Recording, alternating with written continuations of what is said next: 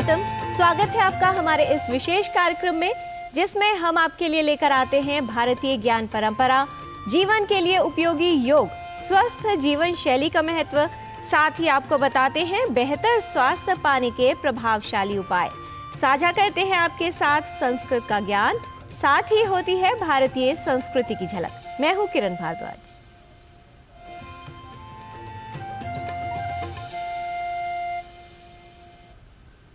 धन गया कछु ना गया, समय गया सब खोए, धन मिल जाए फिर से समय मिले ना तोए। बीता हुआ समय लौट कर नहीं आता, इसलिए समय का ध्यान और सम्मान महत्वपूर्ण है।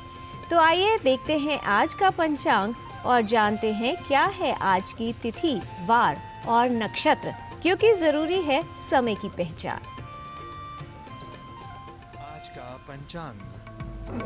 युगाब्द 5125, विक्रमी संवत 2080, शक संवत 1945, दक्षिणायन, हेमंत ऋतु, मार्गशीर्ष मास, शुक्ल पक्ष, पूर्णिमा तिथि, मंगलवार, मृगशिरा नक्षत्र। आज का दिन सभी के लिए मंगलमय हो।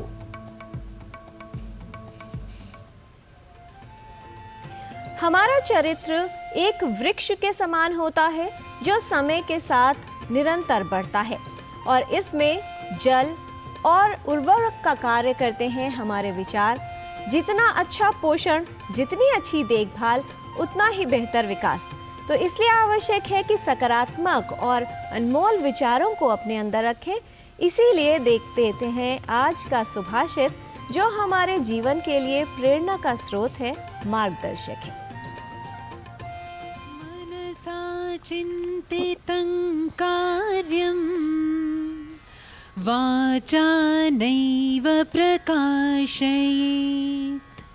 मंत्रेण रक्षयेत् गूढम्,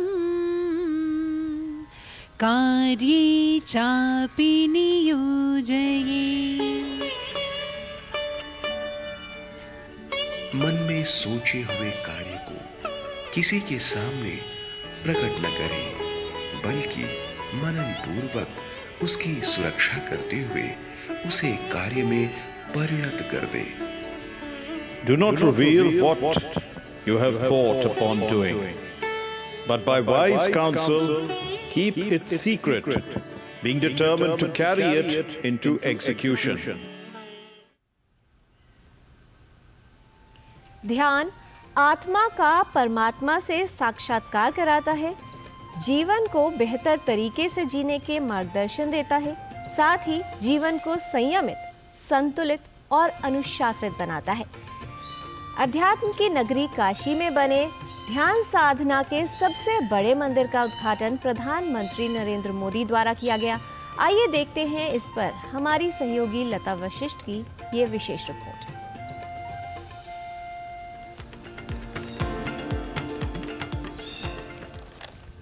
बुद्धियुक्तो जहातिह उभे सुकृत दुष्कृते तस्माद् योगाय युज्यस्व, योगः कर्मसु कौशलम्।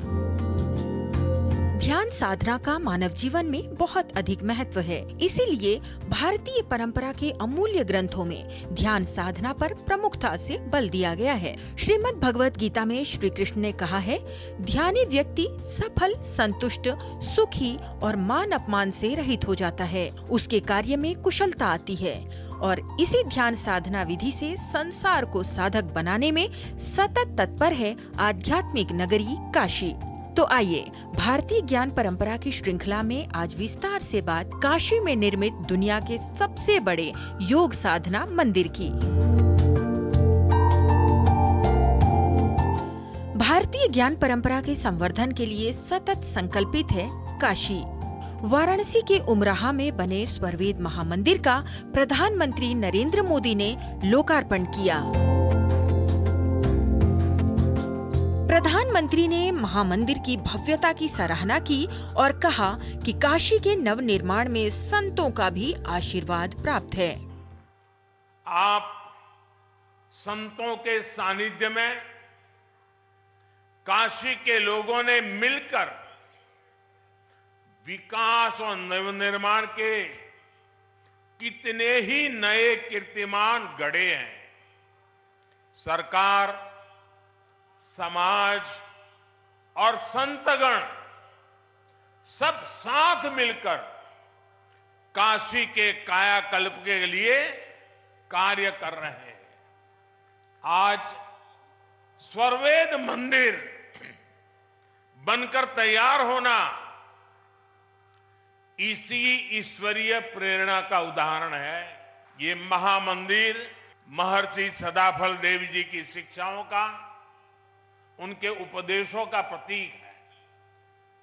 इस मंदिर की दिव्यता जितना आकर्षित करती है, इसकी भव्यता हमें उतना ही अचंभित भी करती है।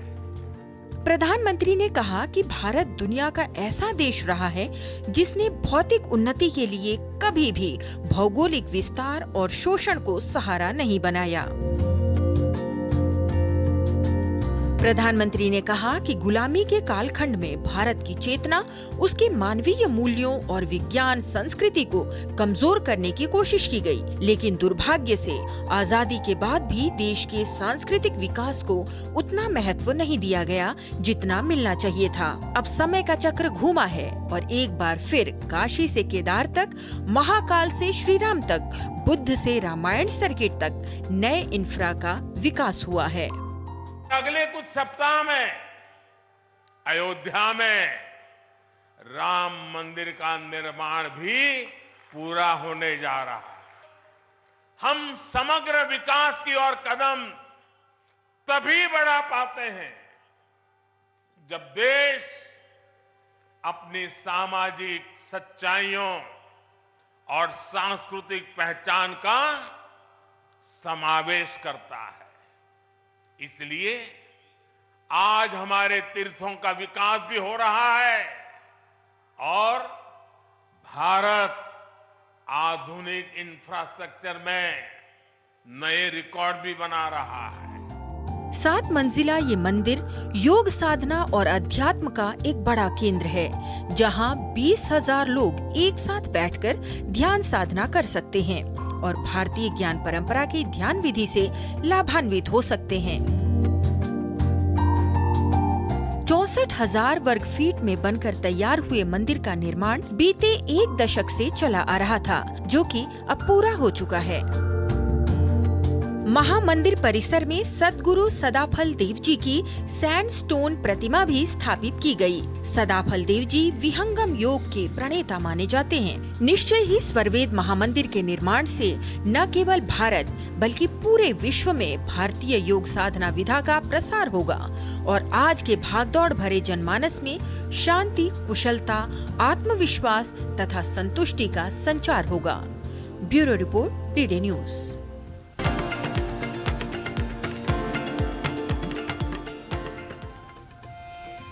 योग और ध्यान जीवन की हर अवस्था में सहायक होता है, मार्गदर्शक सिद्ध होता है।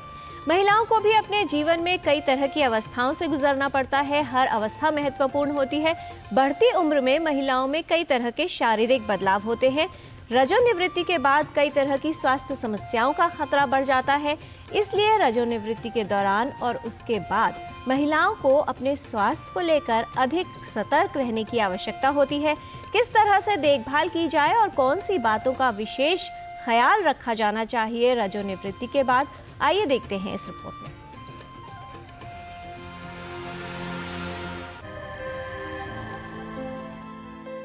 महिलाओं को अपने जीवन में कई अवस्थाओं से गुजरना पड़ता है। हर अवस्था का अपना अलग महत्व है। जीवन की कई अवस्थाओं में महिलाओं को कुछ जटिलताओं का सामना भी करना पड़ सकता है। रजोनिवृत्ति महिलाओं में बढ़ती उम्र में होने वाली एक सामान्य प्रक्रिया है। ये 45 से 55 वर्ष की महिलाओं में देखी जाती है। मेनोपॉज यानी रजोनिवृत्ति होने के बाद महिलाओं को कई तरह की परेशानी हो सकती है, जिससे उनकी दिनचर्या भी प्रभावित हो सकती है। यदि महिला को 1 वर्ष तक माहवारी ना हो तो इसे रजोनिवृत्ति कहा जाता है। कई बार रजोनिवृत्ति में महिलाओं को गंभीर समस्याएं भी होती हैं। ऐसा होने पर उन्हें तुरंत विशेषज्ञ से सलाह लेनी चाहिए। रजोनिवृत्ति के दौरान महिलाओं को तकलीफ का सामना करना पड़ सकता है, इसलिए इस दौरान महिलाओं को अधिक देखभाल की आवश्यकता होती है। रजोनिवृत्ति में कुछ लक्षण होना सामान्य है, वहीं कुछ महिलाओं में अन्य जटिलताएं भी हो सकती हैं। जो मेनोपॉज होता है वो जनरली 45 to 50 इयर्स में हम कहते हैं होता है, पर आजकल थोड़ा लेट हो रहा है। और ये वो अवस्था होती है जिसमें कि जो महिला होती है उसको पीरियड्स आने बंद हो जाते हैं, और हम आमतौर पे बोलते हैं जब आपको 1 साल तक पीरियड्स नहीं हुए तो आपको मेनोपॉज हो गया। अब मेनोपॉज क्यों होता है? ये इसलिए होता है कि हमारे शरीर में हमारी ओवरीज होती हैं, अंडाकोश, जिसमें अंडे होते हैं, और वो अंडे लिमिटेड नंबर में होते हैं, और जैसे जैसे हमें हर बार पीरियड्स होते हैं कुछ मात्रा में ये अंडे ख़त्म हो जाते हैं, और जब तक मेनोपॉज होता है तब तक हमारे सारे अंडे ख़त्म हो जाते हैं। ईस्ट्रोजन करके हार्मोन होता है जो अंडे प्रोड्यूस करते हैं, तो वो हार्मोन हमारे अंदर शरीर के अंदर कम हो जाता है, तो उसके कारण शरीर में बहुत सारी चेंजेस आती हैं। सामान्य लक्षण है उसमें आपका जैसे मूड स्विंग्स, थोड़ी इरिटेबिलिटी हो जाती है, और मेंस्ट्रुअल इरेगुलरिटी हो जाती है जो आपको परेशान करती है। जैसे बॉडी पेन्स, ये सामान्य तो नहीं है, मतलब अगर इनमें से कुछ भी हो आप डॉक्टर के पास जा सकते हैं, पर थोड़ा सा वेरिएशन इन मूड और थोड़ा सा वेरिएशन इन मेंस्ट्रुएशन ये नॉर्मल है मेनोपॉज के लिए। प्रजनन के वर्षों के दौरान माहवारी आमतौर पर मासिक चक्रों में होती है। इस चक्र को नियमित रूप से होने के लिए अंडाशय को ईस्ट्रोजन और प्रोजेस्टेरोन हार्मोन का पर्याप्त उत्पादन करना अनिवार्य होता है। महिलाओं की उम्र बढ़ने के साथ अंडाशय ईस्ट्रोजन और प्रोजेस्टेरोन हार्मोन का उत्पादन बंद कर देता है। रजोनिवृत्ति से पहले के वर्षों के दौरान इन हार्मोन के उत्पादन में उतार चढ़ाव शुरू होते हैं और माहवारी कम होने लगती है। धीरे धीरे माहवारी और अंडोत्सर्ग स्थायी रूप से समाप्त हो जाता है और गर्भावस्था स्वाभाविक रूप से नहीं हो सकती। रजोनिवृत्ति के बाद महिलाओं के स्वास्थ्य के लिए कुछ खतरे बढ़ जाते हैं। इसके बाद महिलाओं का वजन बढ़ना, कोलेस्ट्रॉल का स्तर अनियंत्रित रहना, हृदय रोग की संभावना अधिक होना, हड्डियां कमजोर होना, ऑस्टियोपोरोसिस, बाल झड़ना, मूड में अचानक बदलाव यानी मूड स्विंग्स और मूत्र संबंधित समस्याओं का खतरा भी बढ़ जाता है। रजोनिवृत्ति के दौरान और उसके बाद महिलाओं को अपने स्वास्थ्य को लेकर अधिक सतर्क रहने की आवश्यकता होती है। साथ ही ये देखना भी आवश्यक होता है कि ऐसे में कोई असामान्य लक्षण तो उत्पन्न नहीं हो रहे। जब हमें मेनोपॉज सेट इन हो रहा है या हम मेनोपॉज के आसपास हैं से 40 इयर्स ऑनवर्ड्स, हमें अपने शरीर का खास ख्याल रखना चाहिए। तो उस खास ख्याल में एक तो आपका वजन नॉर्मल होना चाहिए, नॉर्मल BMI। आई थिंक ये बहुत इंपॉर्टेंट है कि वो 23 से कम हो। हमें खान पान में पौष्टिक आहार लेना चाहिए, प्रोटीन्स हाई मात्रा में लेने चाहिए, विटामिन्स लेने चाहिए, आयरन लेना चाहिए, और इसके साथ साथ हमें एक्सरसाइज, हमें जो अपनी मांसपेशियों को कमज़ोर होने से बचाना है, अपने जॉइंट्स को रगड़ने से बचाना है, तो उसके लिए आपको रेगुलर वॉक से 35-40 मिनट्स और ब्रिस्क वॉक आपको करनी चाहिए। और इसके साथ साथ आपको कैल्शियम मैंडेटरी है लेना है। आपको 2 गोली कैल्शियम की 500 मिलीग्राम की लेनी चाहिए। इसके साथ विटामिन D लेना चाहिए, और हर साल आपको अपना चेकअप कराना चाहिए, जिसमें आपका पैप्समियर होगा कि आपको पैप्समियर हर 3 साल में कराना है, और अपनी मैमोग्राफी हर 2 साल में जरूर होनी चाहिए, क्योंकि कैंसर ब्रेस्ट 1 in 8 है इंडिया में। स्वस्थ जीवन शैली अपनाकर रजोनिवृत्ति की जटिलताओं को कम किया जा सकता है। आवश्यक है कि महिलाएं बढ़ती उम्र में अपनी सही देखभाल करें, जिससे बीमारियों का खतरा कम हो और रजोनिवृत्ति के बाद भी महिलाओं के लिए स्वस्थ जीवन संभव हो सके। किरण भारद्वाज, DD न्यूज।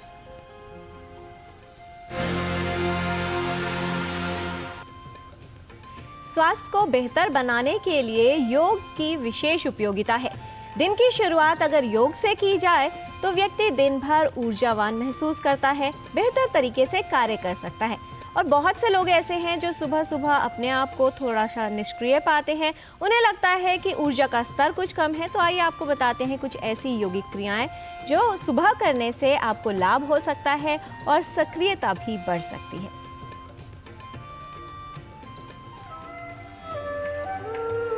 नमस्ते। मैं शशि सारा। आइए कुछ सिंपल स्ट्रेचेस सीखते हैं जो हम सुबह सुबह कर सकते हैं। अपने हाथों को इंटरलॉक करेंगे, हाथों को आगे की तरफ लेकर जाएंगे, अपने शोल्डर्स और बैक को हल्का सा राउंड करेंगे, अपने शोल्डर्स को बैक को पीछे की तरफ लेकर जाएंगे, हाथों को आगे की तरफ। एक ब्यूटीफुल स्ट्रेच स्पाइन में एक्सपीरियंस करेंगे एंड शोल्डर्स में। धीरे से इनहेल करते हुए हाथों को ऊपर लेकर जाएंगे, स्ट्रेच करेंगे ऊपर की तरफ और धीरे से आर्म्स को कान के पीछे लेके जाएंगे। जैसे जैसे लेके जाएंगे एक ब्यूटीफुल आर्च आएगा चेस्ट में, उसको एक्सपीरियंस करेंगे। वापस सेंटर लेके आएंगे, एल्बोज को बेंड करेंगे, धीरे से एल्बो बेंड के साथ में राइट साइड की तरफ जाएंगे। एक लेफ्ट साइड पे ब्यूटीफुल साइड स्ट्रेच आएगा। वापस सेंटर, वापस यही स्ट्रेच लेफ्ट साइड की तरफ ड्रॉप करेंगे। हाथों को लेफ्ट साइड ड्रॉप करके स्ट्रेच को राइट साइड में एक्सपीरियंस करेंगे। इनहेल करते हुए वापस सेंटर आएंगे, हाथों को पूरी तरह से ऊपर स्ट्रेच करेंगे, धीरे से वापस हाथों को नीचे की तरफ लेकर आएंगे और रिलैक्स करेंगे। ये कुछ सिंपल स्ट्रेचेस आपके बैक और आपके शोल्डर्स को बहुत अच्छी तरह से वार्म अप और खोल देता है। अब सुनते हैं हंसा माँ के कुछ प्रैक्टिकल टिप्स इन्हीं स्ट्रेचेस के। नमस्कार। सूरज को उगते हुए देखें, सूर्य की किरणें ले, उससे बॉडी का सेरोटिन लेवल बहुत अच्छा हो जाता है, शरीर में अच्छी खासी ऊर्जा आ जाती है। ज़रूरी है कि हम सवेरे सवेरे जरा ओम का चैंटिंग भी करें, शांति से बैठ के। पूरा दिन बहुत ही स्फूर्ति में जाएगा और पॉजिटिव जाएगा। नमस्कार। तो आप भी योग को अपने जीवन में शामिल करें और अपने जीवन और स्वास्थ्य को बेहतर बनाएं। यहाँ पर लेते हैं एक छोटा सा विराम। आप कहीं मत जाइएगा, देखते रहिए डीडी न्यूज़।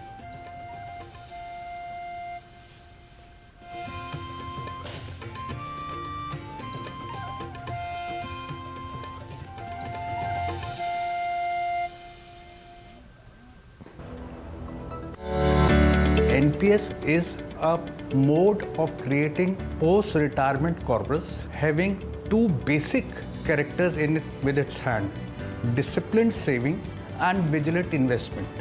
अगर ये दोनों उसके क्राइटेरियाज मीट आउट होते हैं तो रिटायरमेंट कॉर्पस को पैदा करने के लिए इससे बढ़िया तरीका जो सिंपलेस्ट मोड में है वो और कोई अवेलेबल नहीं है। अपने बेहतर कल को सुनिश्चित करने के लिए NPS जरूरी है।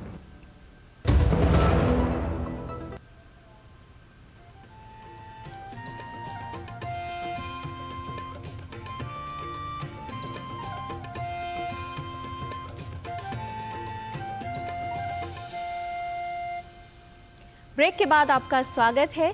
सफल जीवन का रहस्य है जीवन में निरंतर कुछ सीखते रहना।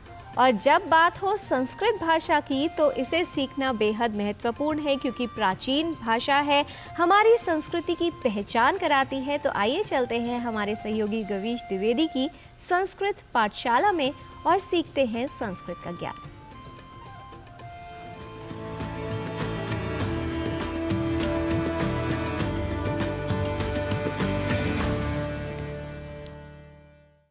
मित्राणि नमो नमः। भवतां सर्वेषां स्वागतं संस्कृतपाठशालायाः एतस्मिन् नूतने अंके। संस्कृत पाठशाला के अपने पिछले अंक में हमने पुल्लिंग के बंधुवाचक शब्दों को सीखा था। आज के इस अंक में हम स्त्रीलिंग के बंधुवाचक शब्दों को सीखते हुए छोटे छोटे वाक्य बनाएंगे। आपको ज्ञात ही है कि स्त्रीलिंग में छोटे छोटे वाक्य बनाने के लिए प्रारंभिक स्तर पर हम सा, एषा और का इन पदों की सहायता ले रहे हैं। आप यह भी जानते हैं कि दूरस्थित स्त्रीलिंग के लिए सा, समीपस्थ के लिए एषा और जहां हम प्रश्न बना रहे हैं वहां हम का इस पद का प्रयोग कर रहे हैं। आइए उदाहरण से इसे देखते हैं। माता अर्थात माँ, इसके लिए जननी और अम्बा शब्द भी मिलते हैं।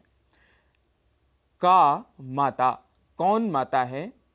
सा माता, वह माता है। एषा माता, यह माता है। पितामही अर्थात दादी। का पितामही, कौन दादी है? सा पितामही, वह दादी है। दादी जब दूर खड़ी हैं तो हम वाक्य कह सकते हैं सा पितामही, और जब दादी पास खड़ी हैं तो एषा पितामही, यह दादी है, ऐसा वाक्य हम बनाएंगे।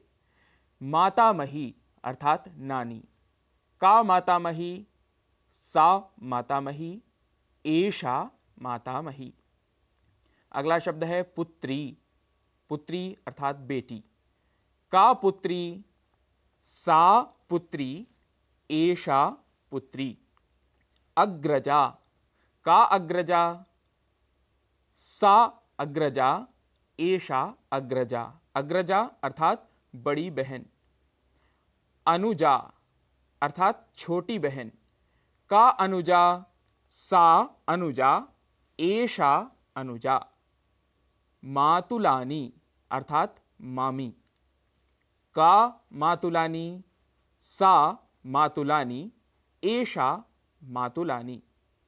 भ्रातृजाया अर्थात भाभी, भ्रातृजाया, का भ्रातृजाया, सा भ्रातृजाया, एषा भ्रातृजाया। स्नुषा, स्नुषा अर्थात बहू, का स्नुषा, सा स्नुषा, एषा स्नुषा। श्वश्रूः, श्वश्रूः अर्थात सास, का श्वश्रूः, सा श्वश्रूः, एषा श्वश्रूः।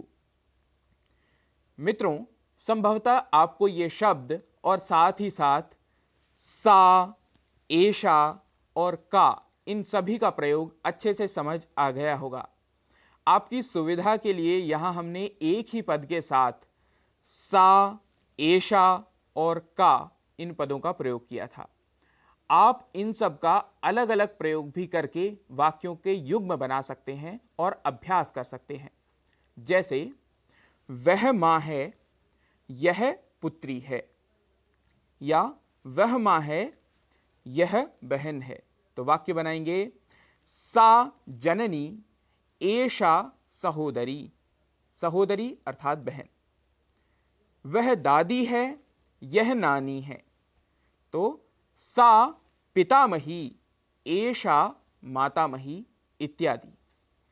आशा है आप सभी इन वाक्यों का अभ्यास नित्य कर रहे होंगे। इसी अभ्यास को आप और बढ़ाते जाइए। आगामिनि अंके नूतनेन अभ्यासेन सह पुनः मेलिष्यामः। नमो नमः।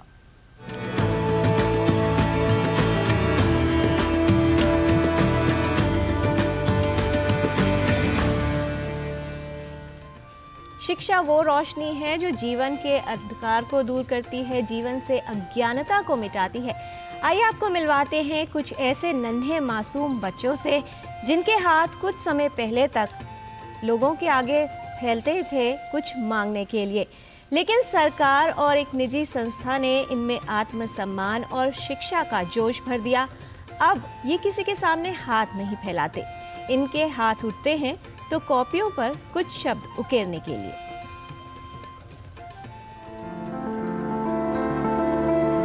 जोशो खरोश के साथ ताली बजाकर किसी को बर्थडे विश कर रहे इन नन्हे मासूमों के हाथ कुछ दिन पहले तक लोगों के सामने भीख मांगने के लिए उठते थे, लेकिन आज सरकार और एक निजी संस्था ने इनके अंदर आत्मसम्मान और शिक्षा का जोश भर दिया है।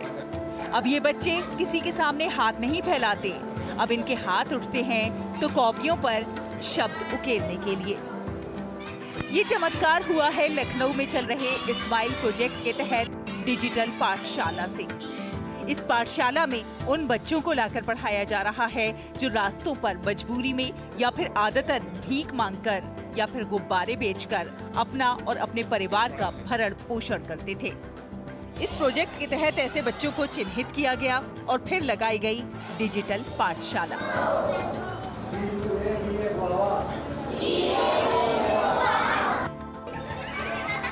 इस पाठशाला में बच्चों को शिक्षा के साथ साथ मनोरंजन के संसाधन भी उपलब्ध कराए जा रहे हैं। पाठशाला में बच्चों के लिए खाने पीने का इंतजाम भी है, जिससे परिवार के लोग भी काफी खुश हैं।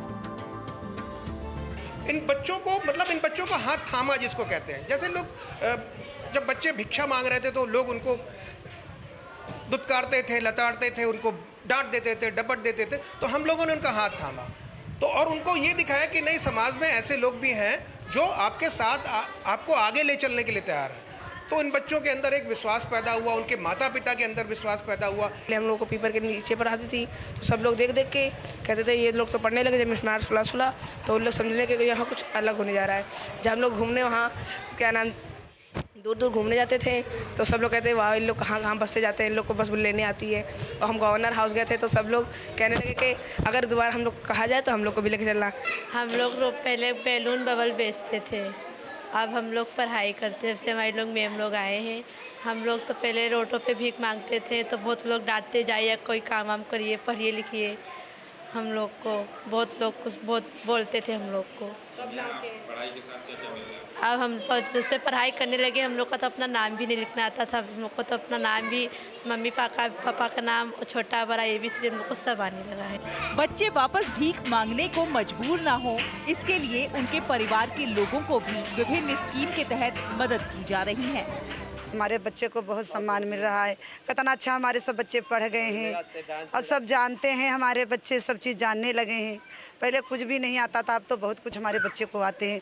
इतनी बड़ी बड़ी बच्चों को सब पढ़ना लिखना आते हैं। हम तो कहते बहुत अच्छा जो हमारे ये मैम सब लोग आके हमारे लोग की मदद किए हैं।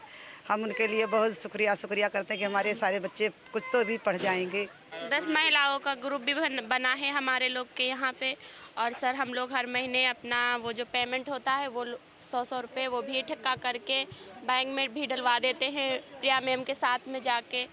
मगर हम लोग को बहुत अच्छा लगता है जब से यहाँ पढ़ने लिखने लगे हैं बच्चे। हम भी लोग पेरेंट्स भी हम भी लोग पढ़ने जाते हैं सर, ऐसी बात नहीं। क्लास में आप किसी दिन आइए, देखिए सारे पेरेंट्स पढ़ने जाते हैं अपने अपने बच्चों को लेके। शुरुआत ये भले ही छोटी हो, लेकिन बच्चों को शिक्षा के साथ पूरा सम्मान दिला रही है, जिससे बच्चों में उत्साह भी है और शिक्षा को लेकर नई ऊर्जा भी। लखनऊ से परवेज जैदी की रिपोर्ट, DD न्यूज़। अक्सर व्यक्ति बाहर की चुनौतियों से नहीं हारता है अपने अंदर की कमजोरियों से। ये बच्चे एक मिसाल है कि अगर आत्मविश्वास हो, सही मार्गदर्शन मिले तो जीवन की दिशा को बदला जा सकता है, जीवन में कुछ सकारात्मक बदलाव लाए जा सकते हैं। तो आप भी हर एक पल, हर एक क्षण जीवन को बेहतर जीने के लिए छोटे छोटे बदलाव कीजिए और दूसरों की सहायता कीजिए, जिससे आपके जीवन में भी परिवर्तन आएगा और सामाजिक रूप से भी आप कुछ बदलाव ला पाएंगे। आज के कार्यक्रम में फिलहाल इतना ही। हमारी पूरी टीम को दीजिए अनुमति। नमस्कार।